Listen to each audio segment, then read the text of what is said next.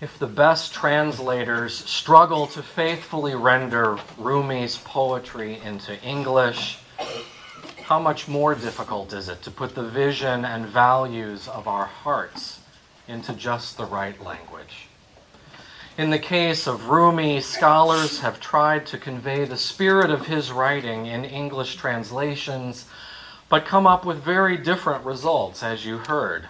So perhaps it shouldn't surprise us how hard it is to express our spiritual journey and community. The words of welcome in Rumi's poem, inviting all seekers to bring their questions and dreams, clearly express the hospitable people we want to be, the kind of openness we want to extend to the world. But is our openness getting in the way of our effectiveness? Does our religious diversity actually water down the meaning of our being together?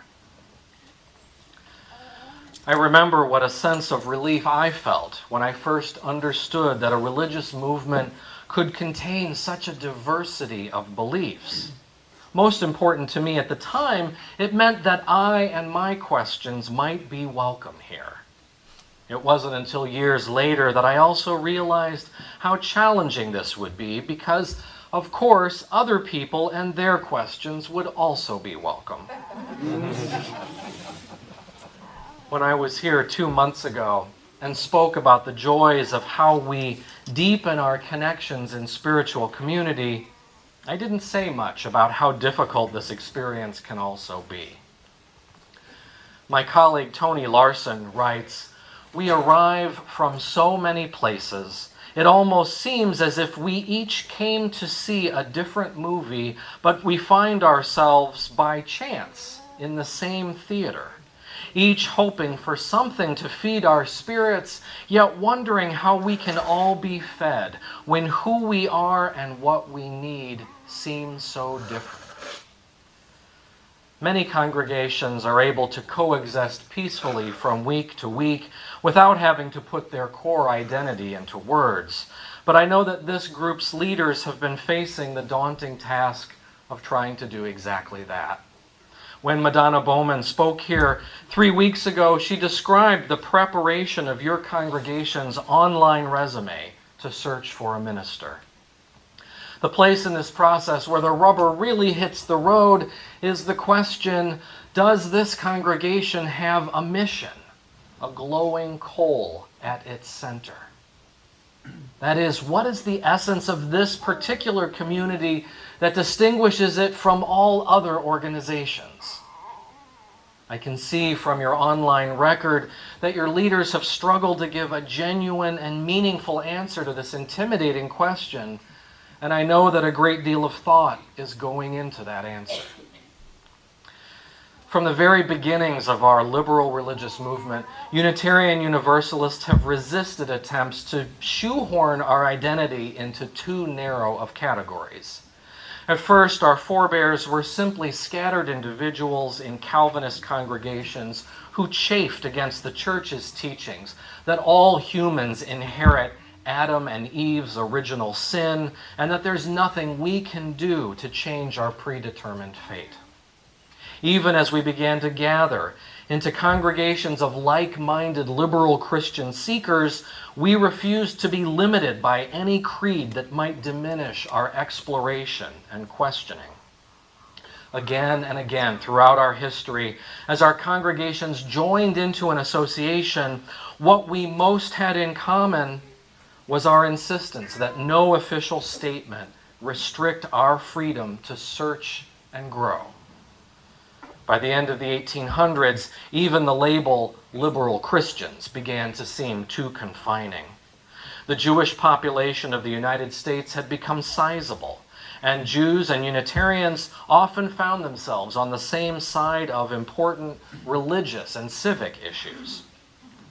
Unitarians were also fascinated by scholarship about Eastern religions, where seeking was also not limited by the theology of the Trinity or concerns about eternal salvation.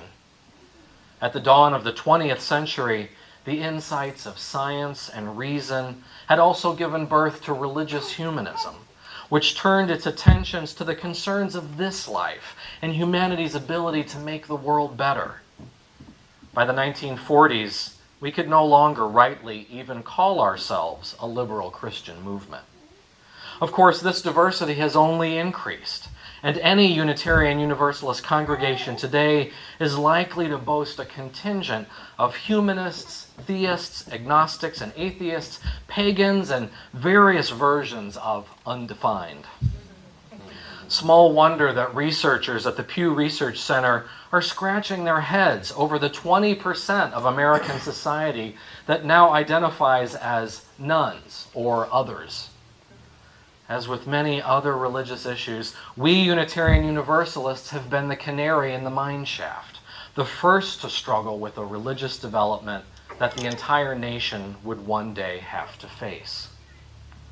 In 2005, our denomination's leaders decided that this diversity needed a closer look. The Commission on Appraisal is charged to study issues related to the health of our movement, and their report revealed just how diverse we had actually become. A survey of our religious diversity also indicated that a lot of people simply didn't know how to respond. They knew the power of their own experiences, what stirred their minds and hearts, but didn't know how to give them a label. These results help to explain a growing sense of unease that many of our folks had been feeling about their congregations, and the suspicion that we no longer even knew what we stood for anymore. In fact, it was common for UUs to respond, "Where do UUs stand? We don't stand. We move." There's a reading in the back of our hymnal by the Unitarian religious educator Sophia Lyon Foz that I was considering for today, which reads in part, "We gather in reverence before the wonder of life, the wonder of this moment, the wonder of being together so close yet apart, each hidden in our own secret chamber, each listening, each trying to speak, yet none fully understanding, none fully understood."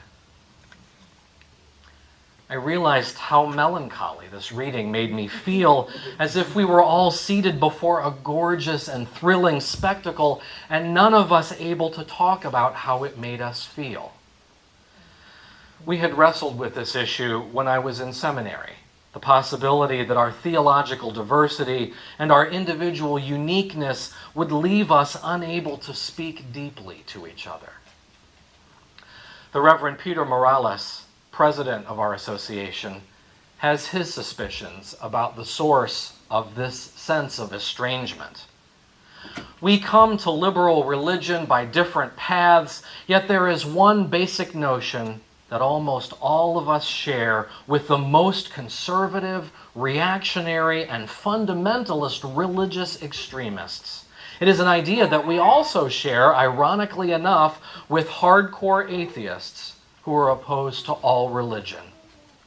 Almost all of us have accepted the notion that religion is about what we believe. When I was first working with First Unitarian Society in Madison, I noticed a number of people anxiously trying to pin me down on the question of my religious beliefs. It eventually became clear to me that they were worried that my beliefs would prevent me from being a good minister to them and their beliefs.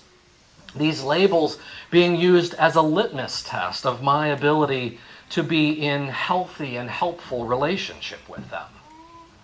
Peter Morales shares my concern about our temptation to reduce our lifelong seeking to simplistic categories. And he minces no words when he says, belief is the enemy of religion. Every major religious tradition seeks to instill in us a sense of wonder, mystery, awe, compassion, gratitude, and humility. Creeds stop this cold. We fall back on these labels because they provide handy shortcuts to the effort of getting to know one another. But this mental shortcut also leaves us assuming rather than observing or asking questions. not seeing anything that doesn't fit our preconceptions, and trading in our curiosity for pre-made conclusions. Depending on these categories in a diverse community comes at a cost. I'm teaching the Introduction to Global Cultures this semester at the University of Wisconsin. And one of the central lessons that I've been trying to convey to my students is how limited our understanding is of the world's religions. Particularly because the United States is so dominated by Christianity, we assume that others do religion the same way that Christians do it, which is by requiring members to affirm a creed, an official statement of belief. This emphasis makes Christianity what we call an orthodoxy, a term that means right belief.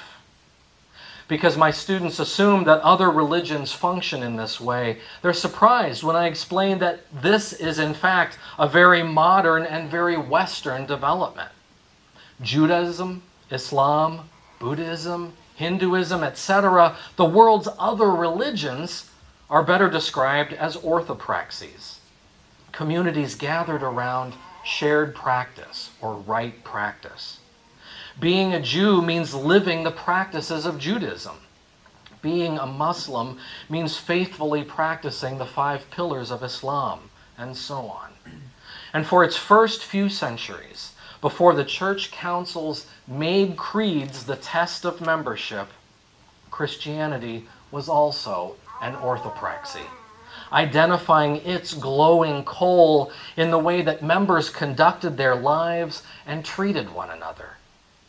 And it's to this example of the original Christianity that our liberal religious forebears looked as they were shaping their own religious communities, which is why 20th century UUs commonly described our core as deeds, not creeds. It's no surprise that most Americans assume that a congregation is a place where people all believe the same thing, and that religious identity is primarily a matter of belief. It takes a lot of effort when you can simply assume that everyone will describe their journey with the same language and symbols and come to the same conclusions as you. But the trade-offs of this shortcut are serious. First of all, it creates a profoundly unwelcoming place for any visitor who does not share those beliefs. Second, it does not allow for the natural evolution of our questions and our needs.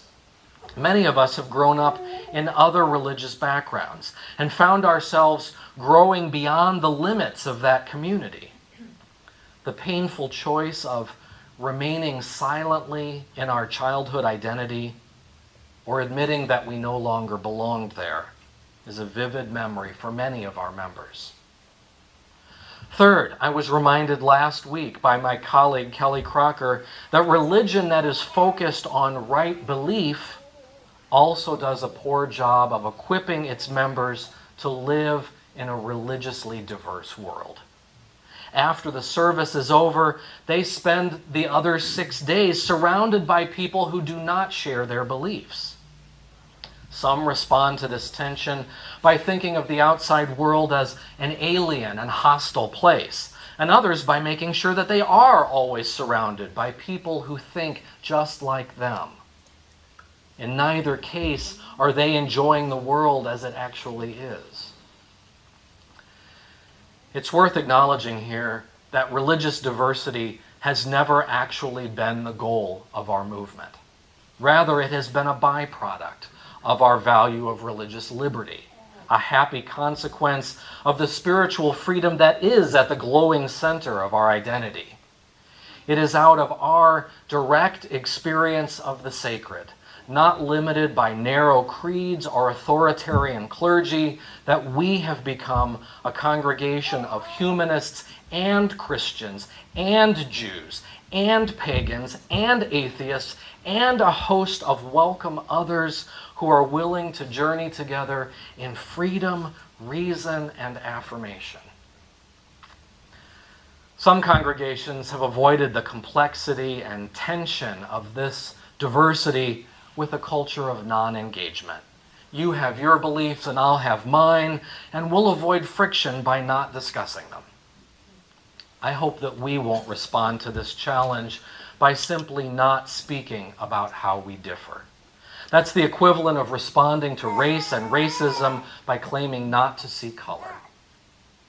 At the same time, I hope we'll avoid the bland outcome of simply settling on the lowest common denominator, putting all of our differences into a blender until we're an inoffensive gray mush. That's no way to appreciate the beauty of our diversity. The healthiest, liveliest congregations are places where our variety is a source of inspiration and curiosity and appreciation for the diverse ways that we each interpret our journeys. Rather than being focused on what the right belief is, we can nurture this active engagement by being intentional about how we are together. First, I would say that while our diversity of belief is what distinguishes us most obviously from mainstream Christianity, these various labels are not what's most important about us. The question, what do you believe, is the wrong question, in the same way that it is to ask, what do you bring to potluck? Both questions point to valuable expressions of our religious community, but they miss the mark in identifying our true center. Second, being in diverse community asks that we recognize that not every activity is going to be a perfect match for our individual needs. It takes a certain degree of level-headed maturity to be able to sit through a service or other activity knowing that others might be getting more out of any particular part than we are. Third, cultivating a diverse community also calls us to dwell in our differences without having our offendedness on speed dial. Sadly, there are congregations that are paralyzed in their diversity because members are constantly protesting or threatening to leave over theological language or symbols that does not match their own beliefs. These communities tend to have ministers for only a short and conflicted time because no one does good work in such an atmosphere of mistrust. We can also work on not being defensive when others express their differences in clumsy ways. Remember, we're all surrounded by a religious culture that gives us no role models in how to do this, and we're all learning how to walk together better. These points are all about recognizing that while our individual beliefs are welcome here, no one's beliefs are at the center. And this can be hard when that's what we expect to see. To use the language of Madonna Bowman's service 3 weeks ago, there are people who are looking for a bunker church rather than a beacon church.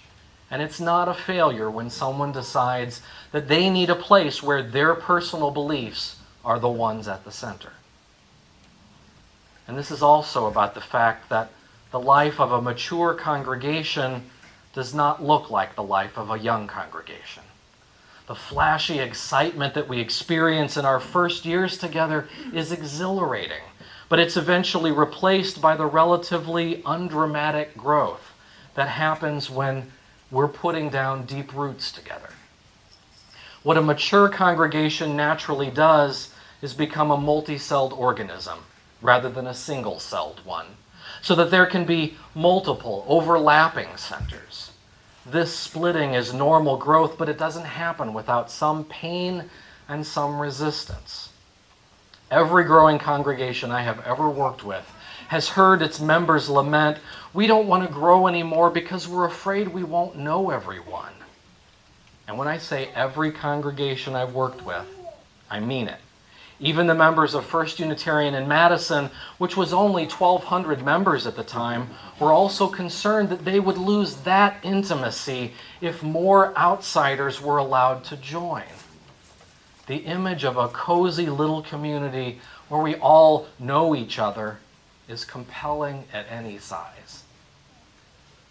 When our members look beyond the labels that we use to classify our raw experiences of wonder, compassion, grief, connection, perseverance, and joy, then we truly find something that we have to share with one another.